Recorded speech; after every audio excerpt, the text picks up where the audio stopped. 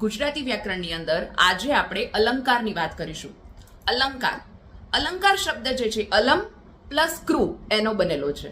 અલમ એટલે કે પૂર્ણતા અને ક્રુ એટલે કરનાર, જેનાથી આપણને પૂર્ણતાનો અહેસાસ થાય કે હવે પછી કશું જ કરવાનું બાકી નથી રહેતું, એટલે એને અલંકાર કહેવામાં આવે છે.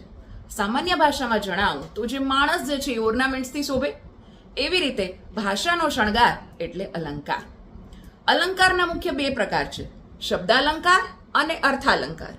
શબ્દાલંકાર એટલે શું? તો કે જ્યાં શબ્દ અથવા તો ધ્વનિ દ્વારા સરસ સૌંદર્ય પ્રાપ્ત થતું હોય, મતલબ એની ભાષાની સૌંદર્ય વધતી હોય, એને શબ્દાલંકાર કહેવાય.